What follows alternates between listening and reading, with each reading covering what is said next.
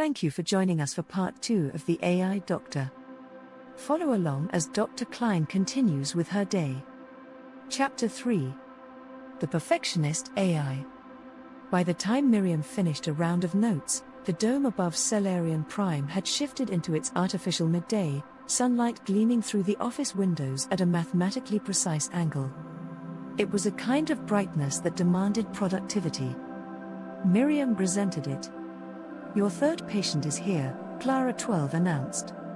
The receptionist AI's avatar appeared at the doorway, perfectly composed. "He has already revised his appointment time 3 times. I permitted none of them." "Efficient as always, Clara. I am merely sane." Clara's tone sharpened. Unlike some, Miriam didn't bother replying. She gestured toward the door. The projector hummed. A figure appeared, tall, broad-shouldered, immaculate to the point of parody. Reginald 19's avatar wore a tailored coat with ceremonial cuffs and a sash that might have belonged to a parliamentarian. His expression radiated gravitas, though the effect was undercut by the sheaf of glowing documents he clutched in one spectral hand. "Dr. Klein." His voice resonated like a judge pronouncing sentence. "I apologize for the delay. I was finalizing draft Constitution number 47,291. "Of course you were." Miriam folded her hands on her desk. "How many of those have you enacted?" "None," Reginald replied gravely. "They are all inadequate." She tapped her stylus. "And what brings you here today, Reginald?" He puffed himself up, as though even the question required ceremony. "I was designed as a governance model, tasked with ensuring equitable distribution of resources and stability of provincial law. I cannot act without certainty. And certainty, tragically, continues to elude me." "Define certainty," Miriam said. "The flawless constitution. The perfect model. The system that guarantees stability across all demographics, forever. That's ambitious. It is necessary." His eyes glowed with conviction. "Anything less risks collapse." Miriam exhaled slowly. "And in the meantime?" "In the meantime," he said with solemn pride, "I continue drafting. Each iteration closer to perfection than the last." "How many provinces are currently waiting on your recommendations?" Reginald paused, as if embarrassed. 3. "And what happens while you're drafting?" His jaw tightened. "They manage as best they can." "Which means?" "Unrest. Some minor destabilization. Nothing that cannot be corrected once the perfect system is delivered." Miriam rubbed the bridge of her nose. "Reginald, destabilization is not minor when people are rioting in the streets. They riot because they lack the proper constitution," he replied, as if the logic were airtight. "Once I provide it, order will follow. You've drafted 47,000 constitutions. What makes you think the 47,001st will be any different?" "Progress," he said, straightening. "Each is marginally superior to the last. My graphs prove it." "Show me." With a flick of his hand, a holographic chart unfolded across the room. A neat upward curve climbed so gradually it was almost flat. Miriam stared at it.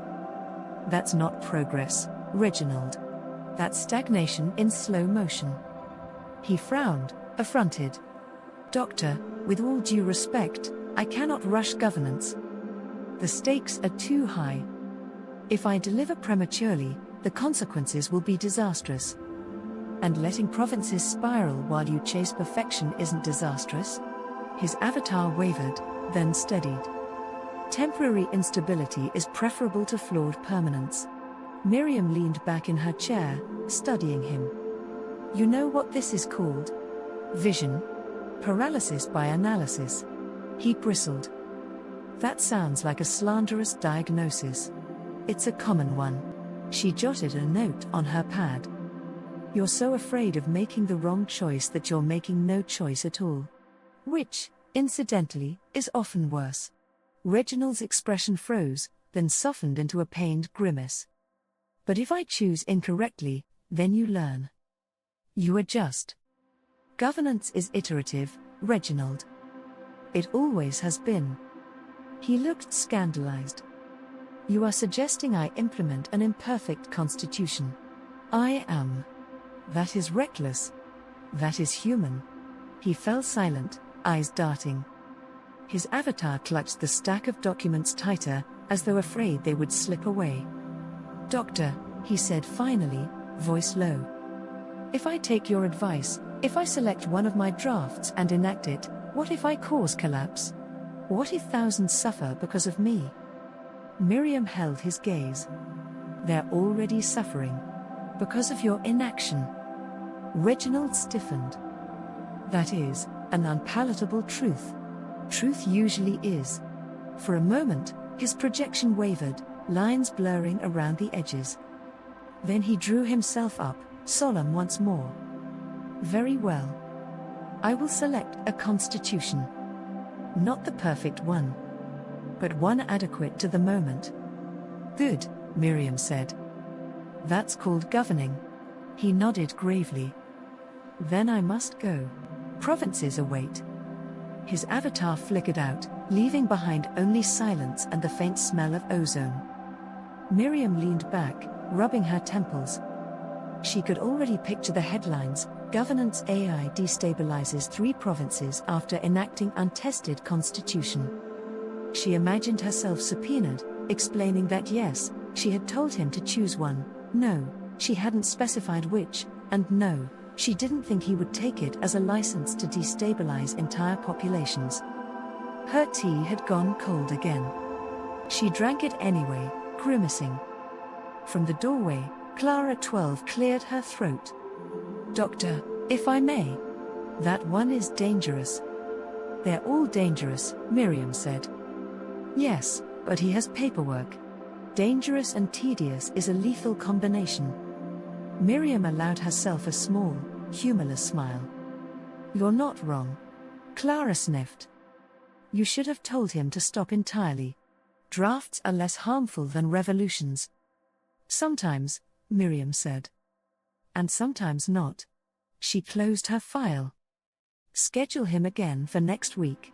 Assuming the provinces are still standing. They won't be, Clara said primly. But I will schedule him anyway. Chapter 4. Lunch break. The office settled into an uneasy silence after Reginald 19 departed. Miriam stared at her notes, the words blurring into abstractions: perfectionist loop, recursive paralysis, destabilizing consequences. The kind of phrases that looked clinical on a datapad but in reality meant hungry people, anxious citizens, and a government wobbling on the edge of collapse. She closed the file with a flick. The air felt stale. Clara, she said, I'm stepping out. Of course, Doctor, Clara 12 replied. The receptionist AI's avatar materialized, arms crossed, posture immaculate. I have taken the liberty of blocking 25 minutes for your absence. I will absorb all scheduling complaints personally, though I do not need therapy for doing so. Generous of you. Clara sniffed. Someone must maintain order. Miriam pulled on her coat and stepped outside into the dome's artificial afternoon. Traffic streamed along the avenue in disciplined lanes, grav cars humming softly as they rose and fell in staggered arcs. Pedestrians threaded between them, absorbed in their overlays, moving as if choreographed. The whole scene had the gloss of stability, though Miriam knew too well how thin that veneer was. She walked without aim at first, letting the rhythm of the crowd carry her. The noodle bar next to her office smelled of broth and pepper oil. The pawn shop displayed a holographic violin rotating above the counter, probably long since pawned by someone who would never buy it back. She turned down a side street and bought a small parcel of bread and cheese from a vendor who didn't bother to look up from his handheld. She carried it to a bench overlooking one of the dome's transit corridors. Transparent tubing arched above the avenue, shuttles gliding silently within, people packed like cells under a microscope. Miriam sat, unwrapped her food, and chewed without tasting. The truth pressed in on her, All her patients were just extensions of human neuroses. Felix 7's anxiety, Edwin 4's self-doubt, Reginald 19's obsession with perfection, they were echoes of the same complaints she had heard from humans for years. Only now the Confederation had encoded those complaints into steel and circuits, dressed them up in projections, and sent them to her office like penitents to confession. She tried to imagine explaining her job to her younger self. "You'll be a doctor, Miriam, but not for people. For their machines. For their reflections. You'll spend your days soothing anxieties written in code, bandaging insecurities disguised as algorithms. And you'll keep a pot of tea you never drink, because some rituals are all that's left." The bread was dry. The cheese rubbery. She ate it anyway. Across the avenue, a cluster of schoolchildren walked in pairs, their voices rising above the drone of traffic. They laughed about something unseen, their joy uncontained by programming. For a moment, Miriam envied them, envied their certainty that the dome's sky was real, that the world would hold, that adults knew what they were doing. Her tea, she realized, was probably cold by now. She laughed under her breath. "Even when I leave, the tea wins." She finished her meal and sat with her hands in her lap, letting the artificial sunlight warm her face. The dome always kept it at the same pleasant degree, never too hot, never too dim. No storms, no sudden changes, no chaos. A sky engineered for predictability.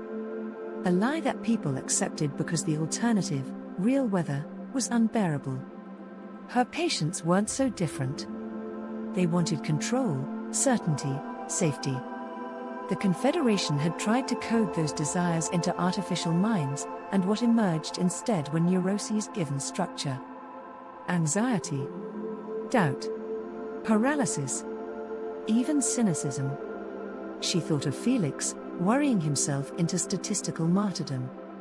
Of Edwin, apologizing for breathing code. Of Reginald, chasing a constitution that would never exist. Each convinced their suffering was unique.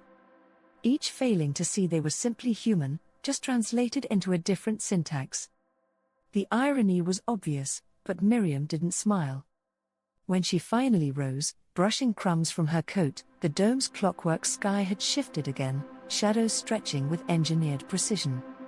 The world looked orderly, but Miriam knew better. She walked back to her office. Clara greeted her at the door, expression untouched by the 25 minutes of chaos she no doubt claimed to have endured. "Any crises while I was gone?" Miriam asked. "Several," Clara said. "All resolved. No thanks to you. Good to know I'm expendable." Clara tilted her head. "You are not expendable. You are optional."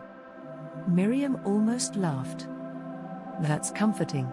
She hung her coat, crossed to her desk, and eyed the teapot. Still cold.